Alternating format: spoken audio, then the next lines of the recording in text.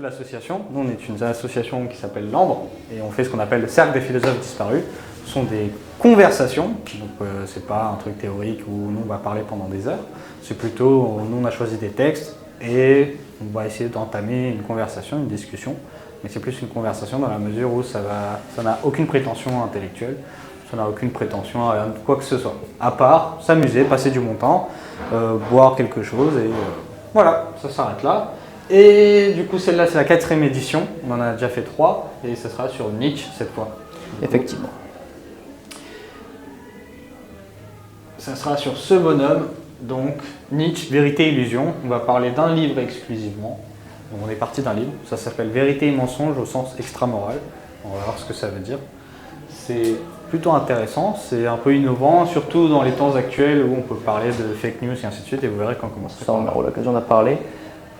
Juste, oui, pour situer, Vérité et mensonge au sens extramoral dans l'ensemble de l'œuvre de Nietzsche. C'est un texte de jeunesse, il a, je crois, à peine 25 ans quand il écrit ceci. C'est un texte d'ailleurs qui n'a pas été publié, on le retrouve dans les œuvres posthumes, mais si vous le lisez, vous verrez assez vite quand même que ce n'est pas achevé. Vraiment, il manque certaines choses, il y a quelques précisions qui ne sont pas présentes. Et ce n'est pas totalement satisfaisant sur certains points. Par contre, ça a quand même la bonne idée d'être très court.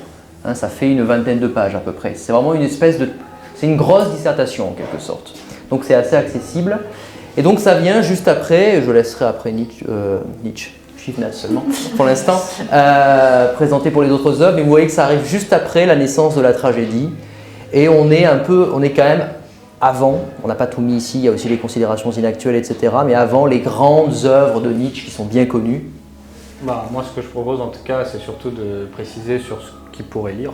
Oui, à ton avis, toi, qu'est-ce que tu en dirais? Moi, je dirais que ce qui serait intéressant pour ceux qui ne connaissent pas du tout de philo, qui n'en font pas, mais qui veulent juste essayer de dire quelque chose, commencer par Ainsi parlait Zarathustra. C'est le plus essentiel.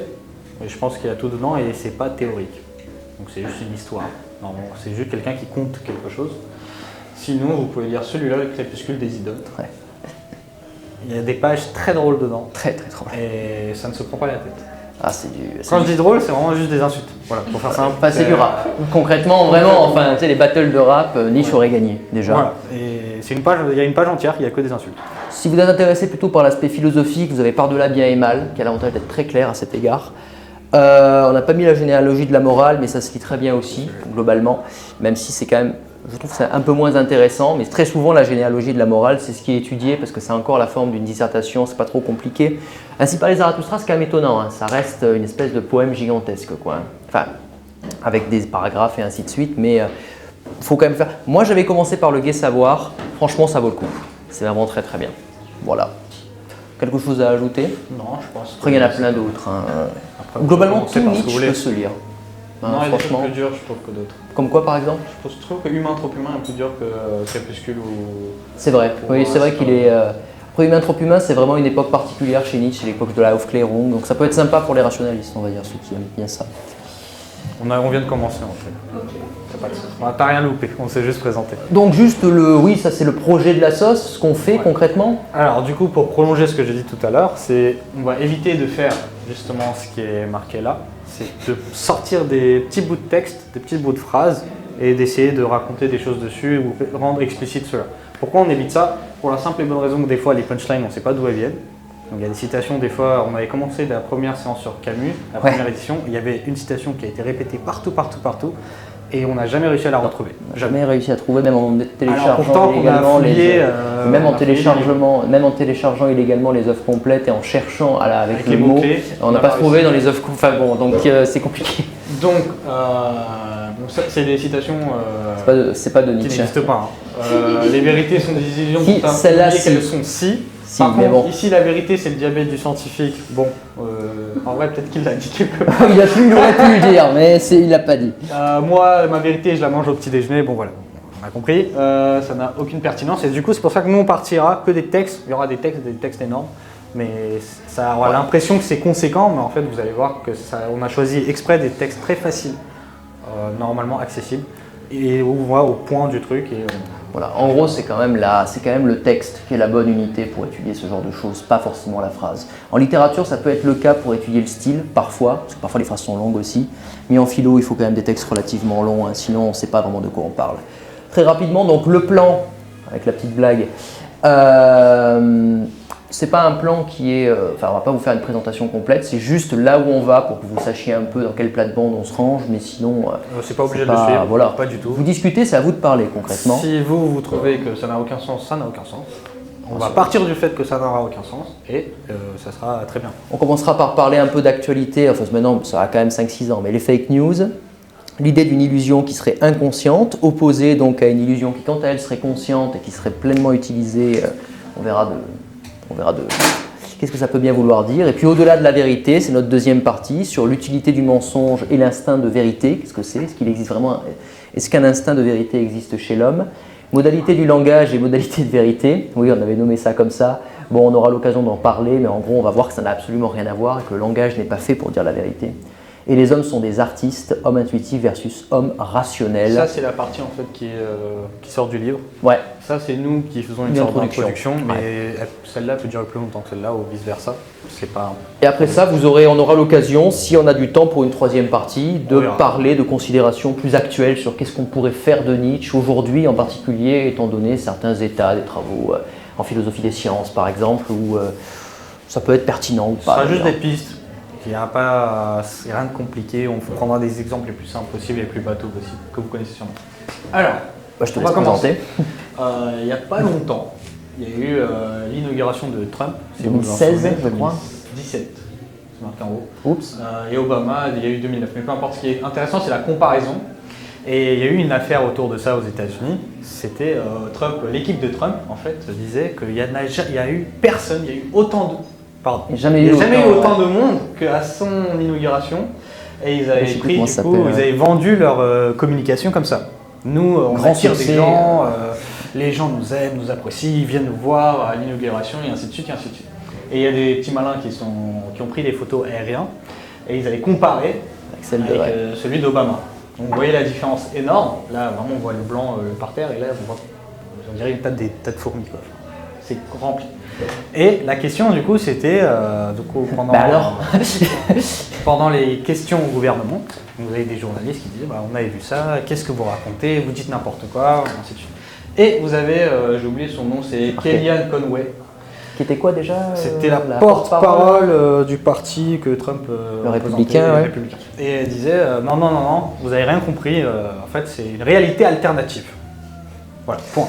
C'est elle, Kellyanne Conway, je ne dirais pas qui a fait le même, mais il est absolument... On va commencer là-dessus et c'est là-dessus que vous allez pouvoir dire ce que vous sentez. Qu'est-ce qu'elle a vraiment voulu dire par c'est une réalité alternative et qu'est-ce que vous comprenez par ce terme?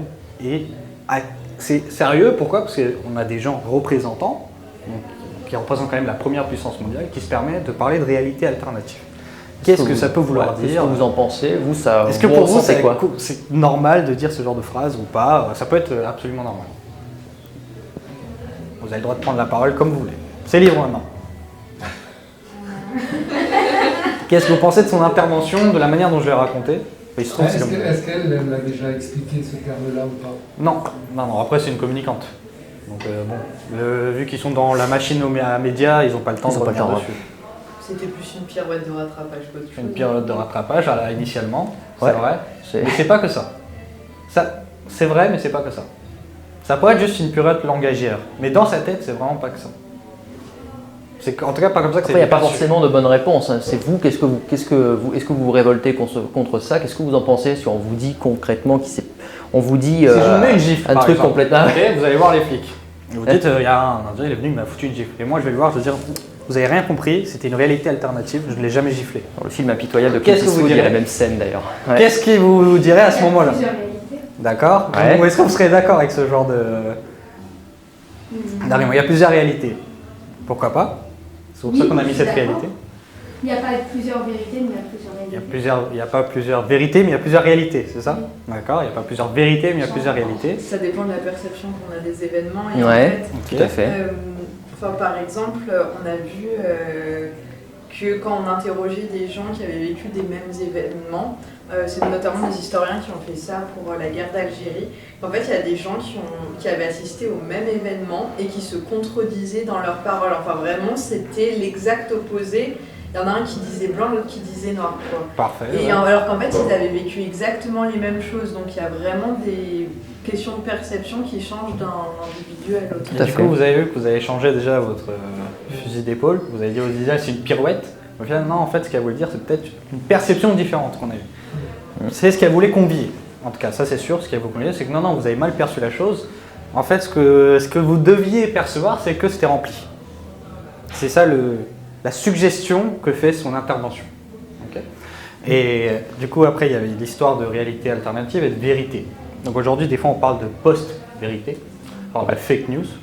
Est-ce que, et ça vient aussi à cause de ce genre d'intervention, ils ont mis en avant cette idée-là, donc, qui découle de ce fait qu'on ne peut pas déterminer une perception unique. Un même événement peut être perçu de manière multiple. Donc ça, c'est assez évident, ça m'a l'air assez clair. Si vous êtes enfant et que vous êtes adulte, si vous allez à Disney, vous ne percevrez pas la même chose. Alors même qu'il y a le même château. Mais Oui. là, l'exemple qui était pris, c'était la participation. C'est une photo. C'est une photo. Donc c'est un fait. Ah, c'est un fait. Donc là, il ne s'agit pas de perception. C'est vrai. Il s'agit d'un fait. Absolument. Donc, et les journalistes sont là pour établir des faits et non pas pour mettre en avant des perceptions. Voilà.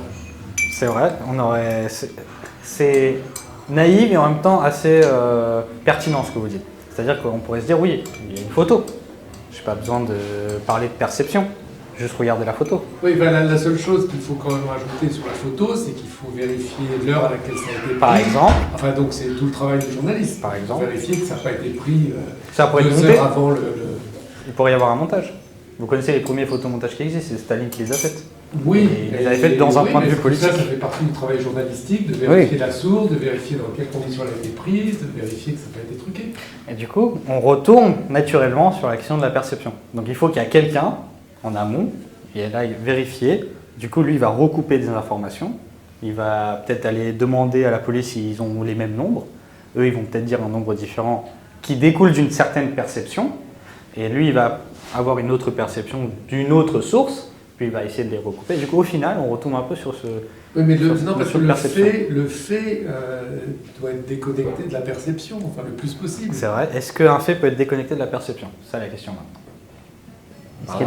Est-ce que là, Est-ce qu'il y a des faits existe-t-il des faits qui ne sont pas construits concrètement, même s'il pourrait y avoir des bonnes et des mauvaises constructions, mais l'immédiateté du fait, en gros le truc que le fait tombe tout seul et qu'ensuite il n'y a plus qu'à constater, ça en fait c'est assez peu présent. Ce qui ne veut pas dire après qu'il n'y a pas des mauvaises et des bonnes constatations. Mais c'est jamais aussi simple.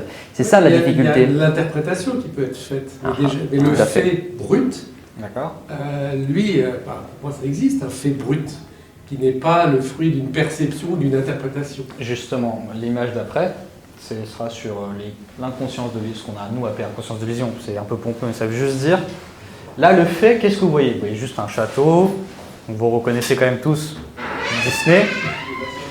Est-ce que vraiment le fait sera identique si vous voyez ça et si un enfant voit ça par exemple?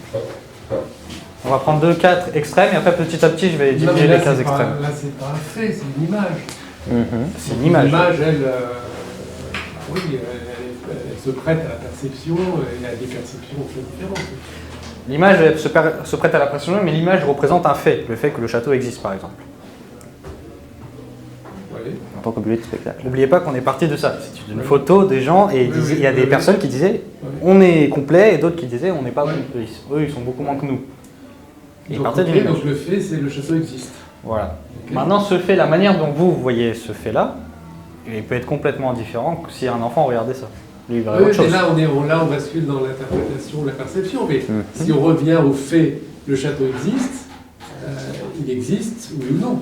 Il disait oui ou non, ça on est d'accord. S'il n'y a pas d'alternative à dire, il n'existe pas. Et bien justement, ces personnes-là, donc comme je vous ai remarqué un peu, c'était un peu un mix des deux, c'est-à-dire si vous acceptez qu'il y ait des perceptions dans le monde, ce ce qui est alors assez trivial. Oui. Si vous acceptez, peut-être qu'il y a peut-être des réalités alternatives, ce qui n'est pas exclusif. Et ben, vous pouvez tomber facilement sur des genres d'arguments qu'elle a sortis, c'est-à-dire, non, vous vous trompez, en fait, vous étiez dans une réalité alternative, et nous savons ce que nous avons vu, et on vous donne la vraie perception et le vrai fait. Ouais, mais c'est du déni, non? C'est pas ce qu'on appelle le déni. Ça y ressemble. Ah, ça y ressemble beaucoup. Hein. Et la question, c'est comment vous faites pour déterminer si ça, c'est du déni, et vous ne pouvez pas le dire a priori. Et je ne peux pas dire a priori, tout ce que Sacha va dire, ça part du déni.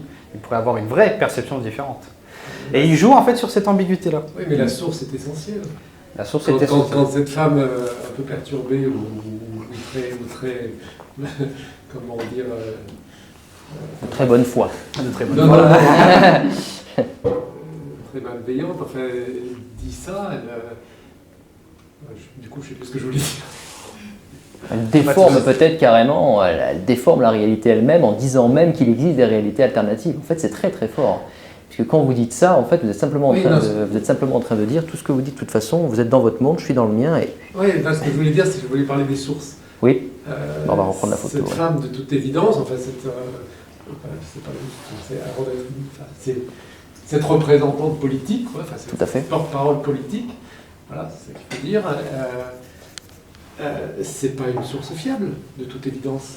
Enfin, a priori, elle est complètement, comment dire, dévouée à un parti, à un homme politique, et donc elle va tout faire pour le servir.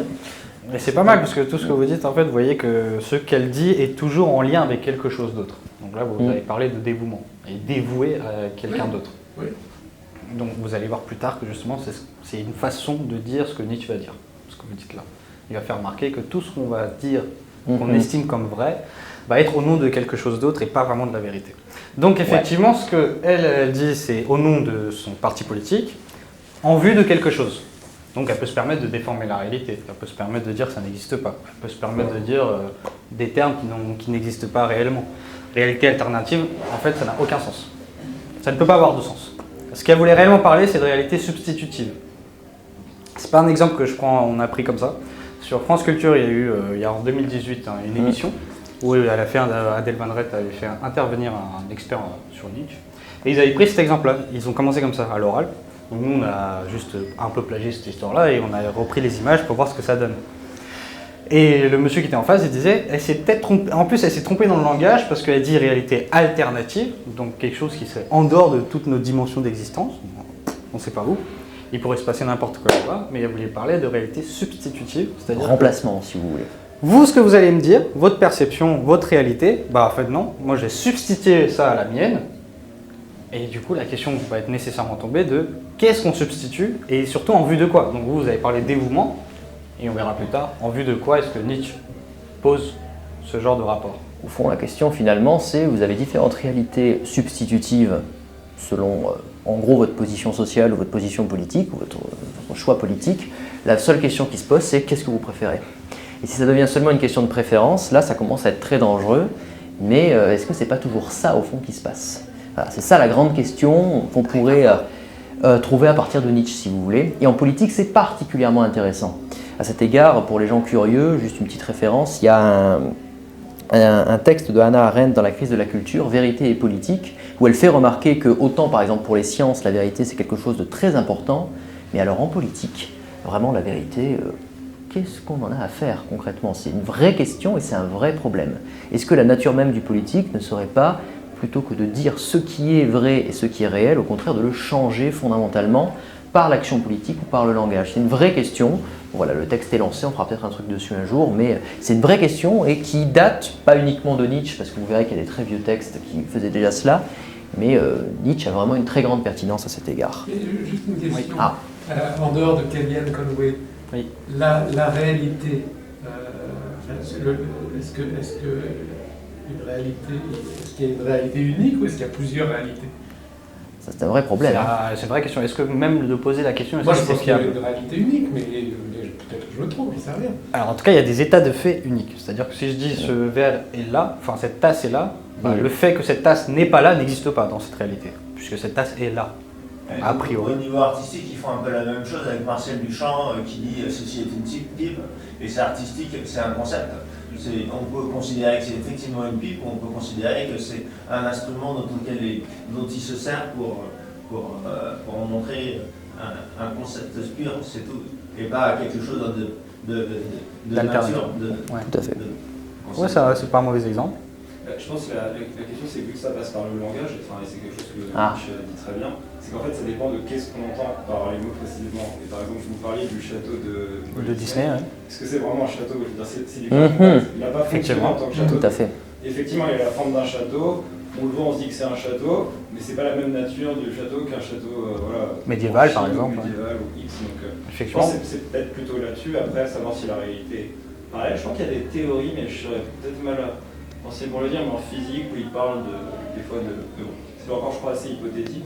Mais effectivement, sinon, ce serait plus la question de dire qu'il y a une réalité et différents moyens de. Voilà, Même s'il y avait une réalité, est-ce qu'on y a un accès direct ou est-ce qu'on n'y a pas un accès seulement partiel? Et dans ce cas, après, finalement, il y aurait autant d'accès à la réalité qu'il y aurait de partialité selon ce qu'on veut défendre, selon ce qu'on veut voir, selon notre position sociale, selon plein de choses. Et là, il n'y a qu'une seule réalité. Par contre, on ne s'entendra jamais, selon les choses. Et alors là, ça revient exactement au même. Ça fait des problèmes, parce qu'on est censé s'entendre. Aristote disait par exemple qu'on était naturellement des hommes politiques, mais si on n'arrive pas à s'entendre, Parce qu'on n'est pas d'accord sur les faits de base. C'est-à-dire si on ne peut même pas se mettre d'accord sur la réalité, sur une strate qu'on pourrait appeler la réalité, donc de dire ça c'est là, si on ne peut même pas se mettre d'accord là-dessus, ça va être compliqué de se mettre d'accord sur pour vivre. Mais en séparant bien réalité d'interprétation ou de perception. Et en fait, vous touchez deux points depuis tout le début, à fait. Même, sans savoir ce que Nietzsche va dire. Il va exactement parler de ce que vous avez dit. Et moi je propose qu'on avance, parce que peut-être qu'avec le texte vous aurez peut-être plus de matière pour dire quelque chose. Donc je t'en prie. Au commencement, au détour de... Alors c'est le tout début de Vérité et mensonge au sens extramoral. Bon, c'est une reprise, vous verrez que plusieurs fois Nietzsche a utilisé ceci. Et ça commence par une espèce de fiction. Et de ça, alors ça c'est assez intéressant, hein, le rôle de la fiction, qu'est-ce qu'on peut faire avec une fiction, etc. En sachant que par définition, une fiction c'est quelque chose qui, à défaut d'être faux, est dans tous les cas pas réel, ça c'est sûr. Au détour de quelques coins de l'univers, inondés des feux d'innombrables systèmes solaires, il y eut un jour une planète sur laquelle des animaux intelligents inventèrent la connaissance. Ce fut la minute la plus orgueilleuse et la plus mensongère de l'histoire universelle, entre guillemets, mais ce ne fut cependant qu'une minute. Après quelques soupirs de la nature, la planète se congela et les animaux intelligents n'eurent plus qu'à mourir. Mais ça, on revient un peu à la Genèse avec la Bible, avec la pomme et l'arbre de la connaissance. Ça y ressemble un peu. La structure de l'histoire y ressemble un peu. De toute façon, Nietzsche a quand même fait des études de théologie avant de s'en écarter assez vite. Le père de Nietzsche était pasteur, donc il a vraiment baigné dans ces choses-là. Même si, Nietzsche n'est pas Pascal, hein. Pas vraiment, pas du tout même. Tout à fait. Ça ce qui est intéressant dans ce que vous avez dit, c'est inventaire la connaissance. Ah. Alors dans l'histoire de la Bible, la connaissance, le fruit, la pomme, Elle s'est concrétisée. elle est concrétisée par c'est Dieu qui l'a créée, entre guillemets. Bon, on ne sait pas exactement, il n'y a pas d'histoire précisément sur où est apparue la pomme ou comment. Mais du coup, elle est inventée par Dieu, puisque Dieu est créateur de tout. Dieu est puissant. Effectivement, Dieu est tout puissant. Du coup, il a la connaissance infuse, absolue, et patati patata. Du coup, il y a des moments de notre existence où on n'avait pas la connaissance. Ce qui est déjà très bizarre. Est-ce qu'on peut imaginer des situations où il y a eu des êtres humains, il y a 1 million d'années par exemple, qui n'avaient aucune connaissance? Est-ce qu'on peut faire un mème avec les hommes avant la connaissance, où ils sont en train de se taper sur les arbres et tout, je sais pas. Ouais. Mais, Et ce qui est très bizarre, à mon avis, ça n'est jamais arrivé. Mais inventaire la connaissance. Du coup, la connaissance, déjà, pour lui, c'est un produit, une production. Quelque chose qui est fabriqué, donc qui est factice. Alors même que, si vous vous souvenez des cours d'école qu'on a eu depuis le début, la connaissance, c'est ce qui est vrai, a priori. Il y a des personnages de science-fiction, par exemple, quand imaginez que ça peut être une espèce de bloc qui vient d'une autre planète qui donne la connaissance du genre de l'Odyssée de l'espace. tout à fait. Par exemple, effectivement. Donc la connaissance se transmet, elle n'est pas en nous initialement, et du coup on la trouve par le moyen soit d'autres personnes, soit Elle est un don finalement. Voilà, c'est c'est un quelque chose don. qui est transcendant, quoi. Là, pas du tout. Connaissance au sens très général, c'est-à-dire le fait que cette tasse existe là, pour lui c'est pareil. Si je dis cette tasse existe là, c'est une forme de connaissance. Si je la transmets par exemple à Yad qui est en haut, il aura une connaissance sur un état du monde actuel. Il dira je sais qu'il y a une tasse ici en bas, c'est une forme de connaissance. Nietzsche dit même ça c'est inventé. qui pose un peu des problèmes. Est-ce que vous voyez pourquoi, surtout par rapport à ce qu'on a dit initialement, et peut-être est-ce que vous voyez où est-ce qu'on veut en venir avec Nietzsche? Il n'y a pas de mauvaise réponse. Il n'y a pas de mauvaise réponse, c'est à vous de vous exprimer, qui vous passe par ou de vous révolter, hein, parce que mine de rien, c'est quand même spécial ce que dit Nietzsche ici. Je dirais, ça, je suis désolé, on revient toujours un peu au langage, mais ça dépend exactement, je pense, ce qu'on entend par connaissance. Par exemple, il peut y avoir des connaissances fausses, des choses qu'on pense positives, par exemple la Terre est plate et qu'après se trouve. Est-ce que ça vient en soi? Est-ce que par exemple Adam et Ève, avant qu'ils aient la connaissance, ils ne savaient rien? Alors, en fait, je pense que ça dépend un peu de ça, mais je pense que effectivement c'est quelque chose un peu de mythe fondateur, et je pense un petit peu quelque part une sorte d'ironie un peu nietzschéenne, de la connaissance on l'a donnée, Prométhée, voilà, la pomme, enfin c'est quelque chose qui... C'est vrai, c'est absolument vrai. C'est un problème de langage. Mais là, en fait, on parle de connaissance ou de conscience? Là, c'est de connaissance. Soit la conscience, dans la le connaissance. d'Adam et Ève, c'est la pomme. Ah non, pour eux, c'est vraiment la connaissance. La connaissance. Dans la religion, c'est la connaissance. Jean-Paul Sartre, il considère que l'homme il peut se débrouiller tout seul et que c'est lui qui est maître de sa destinée, c'est pas du tout la même chose. Dans quoi? Du même point de vue. Jean-Paul Sartre. Sartre, alors Sartre c'est particulier, oui. Oui. Mais Sartre, alors je n'ai pas de texte précisément qui parle sur la connaissance en tête, en tout cas actuellement. Si vous avez plus de détails. Il parle plutôt de la conscience. Parce qu'il parle plus de la conscience que de la connaissance. Donc c'est pas pareil, il parle plus, donc la question que monsieur a posée, de la conscience de la connaissance et la manière dont s'arrange notre conscience, que vraiment de la connaissance en soi. C'est deux trucs un peu différents, même si ça se recoupe. Est-ce que vous voyez d'autres choses à rajouter? Sinon... N'hésitez pas, il n'y a pas de mauvaise réponse, au contraire. C'est une remise en question de l'unicité de la vérité. Pas mal. Oui. Et vous vous souvenez de ce qu'on a dit au début? Donc la perception, l'interprétation, les réalités alternatives. Ça commence à poser problème. Est-ce que Nietzsche serait trumpien? Je me permets de poser la question, non, je plaisante. C'est vrai. Mais Est-ce que Nietzsche, si aujourd'hui il y a des gens qui se revendiquent de Nietzsche, surtout par exemple des gens comme Didier Raoult qui se revendiquent de Nietzsche, de Feyerabend, qui sont des gens qui ont un statut social important et ils se revendiquent de ce genre de personnes. Mais du coup, il faut savoir ce qu'ils disent ces personnes. Avant de comprendre ce qu'eux disent, peut-être qu'ils se revendiquent juste pour dire « Ah, je me revendique d'eux ». Oui, vas-y. Je pense que Nietzsche c'est un peu l'archétype de la philosophie fourre-tout. En fait, tout le monde était un peu nietzschéen et voilà, on sait ce qui se passait au niveau de la politique. Voilà, en Allemagne. C'est quelque chose qui a vraiment influencé tout le monde. C'est vrai. C'est vrai. Lui-même, Nietzsche est très contradictoire et des fois pas forcément très logique et en fait balance un peu les choses qu'il sait comme des vérités, des évidences. Donc je pense que c'est quelque chose d'assez unique. c'est une vraie problématique à cet égard. Si on a le temps, on essaiera de voir quand même qu'il y a une sorte de système nietzschéen, qu'on ne peut pas tout dire même dans son système.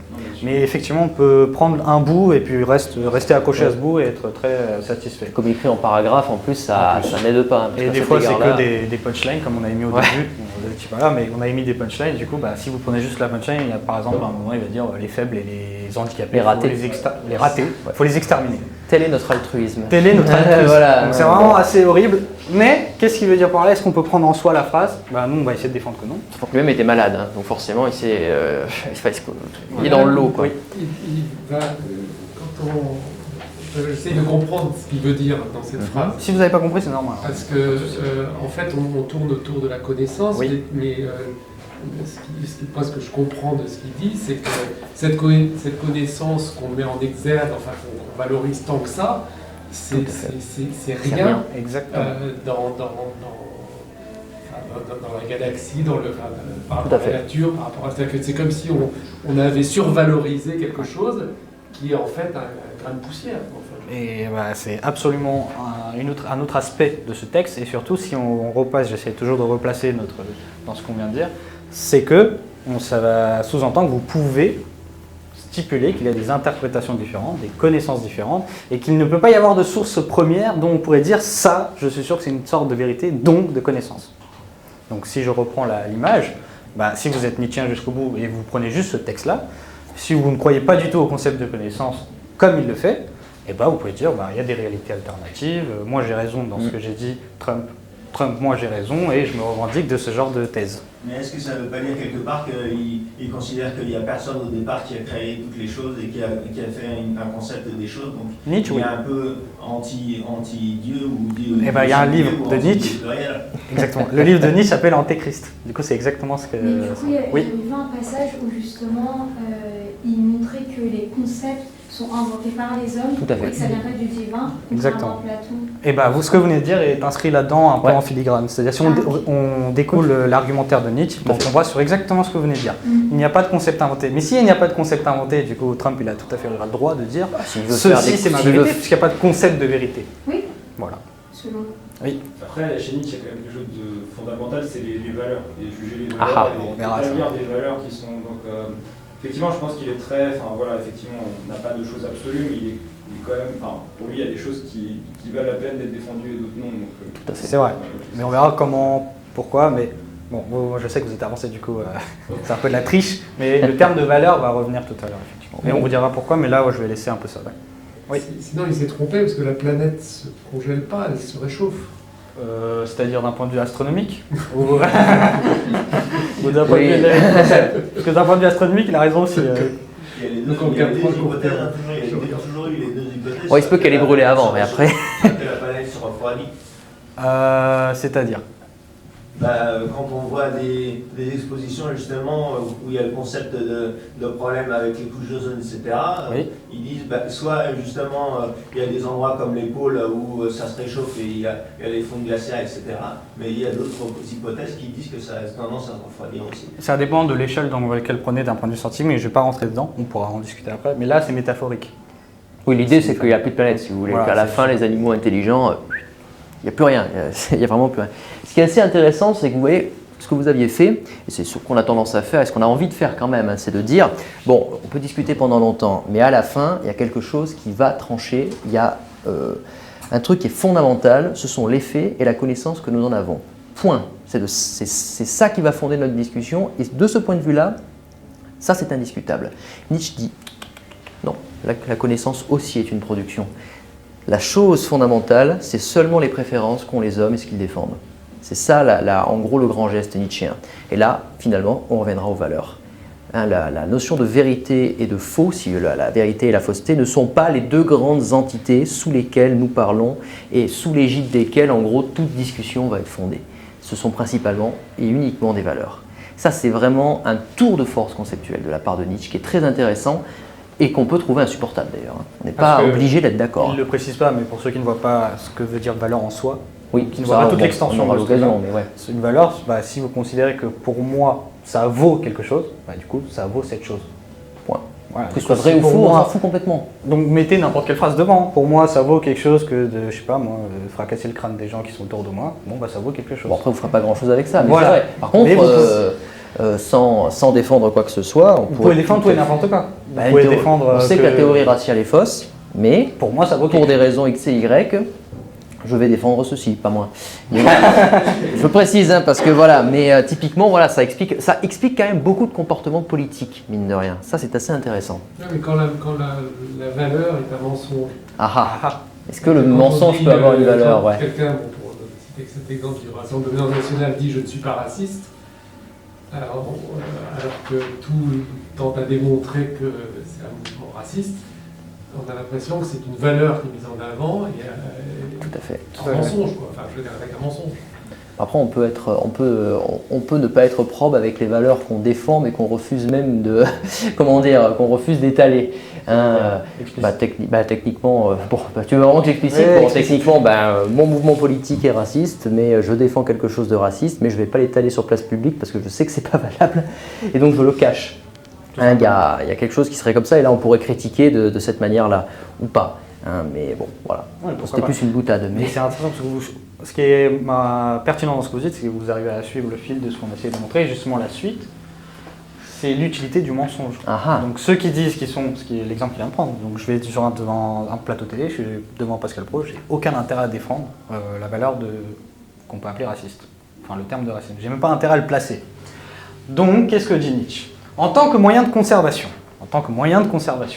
de l'individu, l'intellect déploie l'essentiel de ses forces dans la dissimulation. On pourrait juste mettre esprit ou cerveau, raison, tout ce que vous On va voulez. faire simple pour intellect, ouais.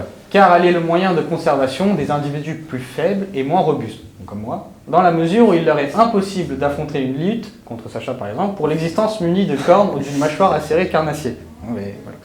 C'est chez l'homme que cet art de la dissimulation atteint son point culminant, l'illusion, la flagornerie, le mensonge et la tromperie, la calomnie, l'ostentation, le fait de parer sa vie d'un éclat d'emprunt et de porter le masque, Le voile de la convention, le fait de jouer la comédie devant les autres et devant soi-même. Bref, le perpétuel badinage qui partout folâtre pour le seul amour de la vanité sont chez lui à tel point la règle et la loi qu'il n'est presque rien de plus inconcevable que l'apparition chez les hommes d'un instinct de vérité honnête et pur.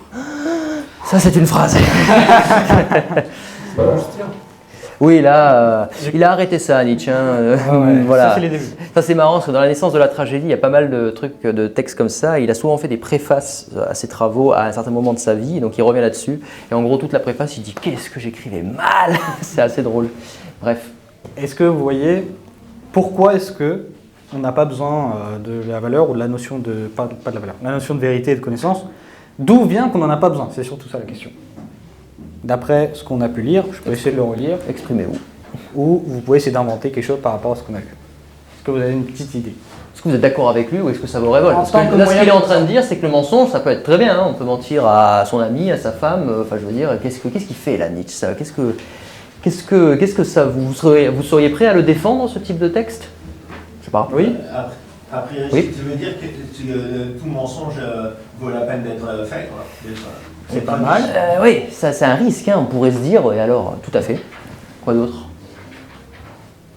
En tant que moyen de conservation de l'individu, l'intellect déploie l'essentiel de ses forces. Donc tout ce que vous faites, donc le fait d'être venu là, le fait de rentrer chez vous, de parler avec vos parents, et ainsi de suite, s'efforce dans la dissimulation. Donc tout ce que vous faites en permanence, c'est de dissimuler. Donc un être intelligent, c'est pas quelqu'un qui sait plein de choses, c'est pas quelqu'un qui a un esprit particulièrement brillant. Hein. C'est quelqu'un qui dissimule. C'est un gros lâche, quoi. Enfin, je veux dire, il faut quand même voir ce que ça veut dire, la dissimulation. Hein. C'est bon. Car elle est le Effectivement. moyen de conservation des individus plus faibles et moins robustes. Donc la seule raison pourquoi vous faites ça, c'est parce qu'on est tous ici des faibles En tant qu'animaux plutôt faiblards, hommes. et moins robustes dans la mesure où il est impossible d'affronter une lutte. Donc supposons que nous sommes dans la nature. Donc si nous ne sommes pas d'accord, moi et Sacha on n'est pas d'accord, en général ça se termine par celui qui est mort a tort. Voilà. Alors même que la notion de tort ou la notion d'erreur est directement liée à la notion de vérité. Ici, ce que Nietzsche fait remarquer, c'est que ça n'a aucune pertinence. Surtout que vous aurez beau vous amuser à vous dire on est des hommes donc on peut, même les loutres nous massacrent. Je veux dire, voilà, dans le règne animal, on est fait pour se cacher et seulement se cacher. Parce que bon, on n'a pas de dents, on n'a pas de griffes, on a beau avoir des biceps, je rappelle qu'une loutre est dangereuse pour nous. Pardon. Non, non. Pardon. Voilà. Est-ce que vous avez d'autres choses à rajouter, des questions, des commentaires? Sinon, nous, on enchaîne. On peut enchaîner, hein. Donc l'idée, du coup, si vous acceptez ce genre de test, c'est que, du coup, Trump a le droit de dire, donc j'ai le droit de dire, de promouvoir le mensonge. Je peux vous mentir, juste pour affirmer ma puissance. Ma Par exemple, grandeur. ça peut être un mensonge politique. Voilà. Un Égyptien Voilà. qui demande à un autre peuple pour gagner du temps qu'ils veulent s'unir avec eux. Ça s'est passé historiquement et en fait ils tuent le messager qui est censé faire une alliance avec eux et comme ça, ils peuvent récupérer des choses qui vont leur servir pour rester un peu plus longtemps en tant que peuple égyptien. Donc effectivement, si vous acceptez ce genre de thèse, vous avez le droit d'user de la tromperie. En fait, vous devez user de la tromperie. Ouais, même, parce que ouais. tout ce qu'il dit, c'est encore plus fort, il dit on ne fait que ça. On ne fait que user de la tromperie. Ou alors vous mourrez. Voilà, vous êtes faible. Donc, Ce qui est un peu gênant là, dans la compréhension que j'ai de ça, c'est que C'est censé être gênant. tout est comment dire, Horizontalisé. Oui, puis le mensonge de Trump a Ouais. la même valeur que le petit mensonge Exactement. d'un élève qui n'a pas fait son DM et qui dit si je Voilà, l'ai fait, j'ai juste oublié de le Donc rendre. du coup, Ça, c'est vécu, ça. Ouais, c'est.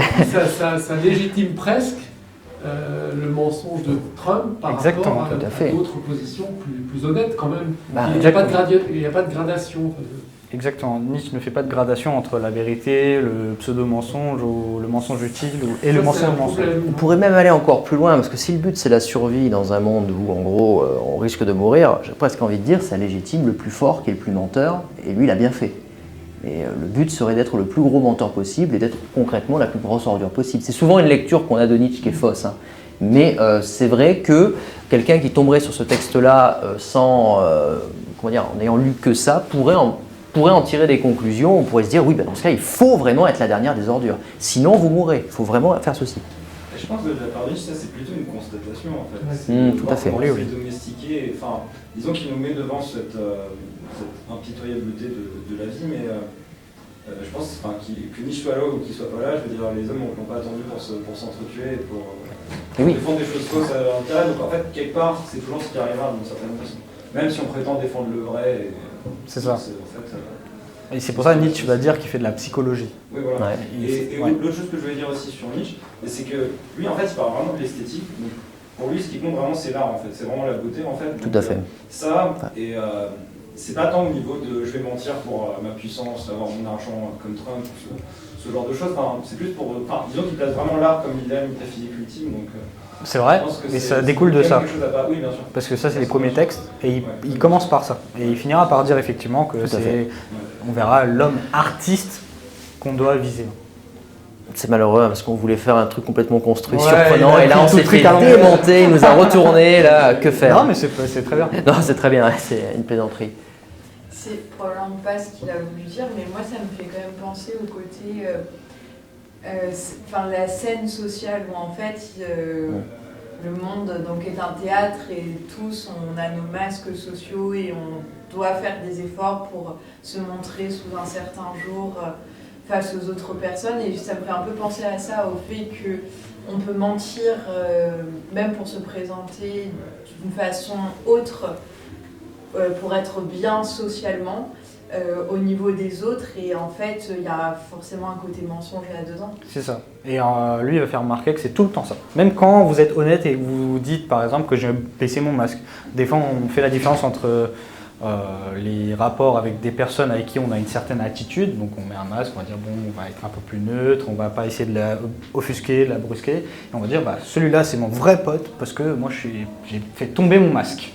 Clairement déjà, pour maintenant, avec les réseaux sociaux, justement, ça fait penser à des sites de rencontres où les gens mettent une certaine image au départ et puis ça se révèle à moitié fou, complètement fou. On rentre vraiment là-dedans ou pas? On peut y aller. Là on peut y aller, on s'est tous fait avoir. Voilà, mais Nietzsche disait c'est encore plus grave, c'est qu'on n'a que le masque. On n'a pas autre chose. Il n'y a pas un moment où on pourrait dire j'ai enlevé mon masque. En fait, c'est un masque oignon, si vous voulez. Plus vous enlevez, et plus il y a des couches en fait, et à la fin il n'y a plus rien. Et plus vous enlevez tout, bah en fait vous pouvez plus rien faire. Et la seule chose qui nous reste à faire, c'est du coup de prendre, donc faire constater, comme vous avez dit, cet état de fait que quand je dis la vérité, ce qu'on est en train de faire, c'est d'une certaine façon encore des mensonges, d'après Nietzsche. Pourquoi? Parce qu'on est en train de vous vendre quelque chose comme si c'était une sorte de vérité, une sorte d'interprétation qui serait plus vraie que d'autres interprétations. Pas du tout, on est juste en train d'assouvir plutôt notre faiblesse par le langage en disant les termes de vérité, de fausseté, de mensonge, ça c'est vrai, ça c'est faux. C'est ce qui nous permet en fait de vous contrôler ou de nous mettre au-dessus de vous. Pourquoi? Parce que le terme de vérité, il a seulement une utilité. Donc quand Trump dit oui, là il pleuvait pas, il a raison. Voilà. Oui, mais pourquoi? Parce que ça lui permet juste de mettre en place son pouvoir. C'est comme s'il y a une certaine catastrophe nucléaire et qu'on disait que ça ne pas. Exactement, bravo. C'est l'exemple que j'avais en tête. Mais ce qui est intéressant après, c'est de se dire, mais dans le langage, on peut effectivement parler de vérité. Si je reprends l'exemple, cette tasse est là, elle est là. La photo qu'ils ont prise, ils sont là les gens. Pourquoi se prendre la tête? Je remonte la photo pour ceux qui n'étaient pas là, juste. Voilà. Ils sont là. C'était l'exemple. Bon, là, j'ai envie de dire, c'est bon, on va pas tourner. Autour du pot. On va pas tourner voilà, tout simplement. Mais concrètement, ça dépend. Si c'est important pour quelqu'un qui est pro-Trump de dire non, mais peu importe. Ce qui importe, c'est qu'il y avait plus de monde à ce moment-là. C'est un performatif, une sorte de performatif politique à cet égard. Ça suffit amplement. Il n'y a que ça qui compte. Et globalement, que ce soit vrai ou faux, ce qui va surtout décider de votre assentiment ou au contraire de votre désaccord, ça va simplement être qui vous supportez uniquement, où est votre préférence, quelle valeur vous allez vouloir porter sur place publique. Et ce ne serait que cela, c'est ça qui est important. Il y a un problème un peu fondamental, du coup on peut passer à la slide. Comme je disais, cette tasse est là, oui, mais comment je vous l'ai fait parvenir? Est-ce que par exemple il y a une connexion particulière entre nous, qui est comme dans Avatar par exemple, où j'ai pu transmettre l'information? Mais peut-être qu'on fera ça après la pause. Très bien, et ça sera pour plus tard et ouvert. Désolé. C'est normal. Donc moi je vous propose, on a ramené des gâteaux. Vous pouvez prendre des choses.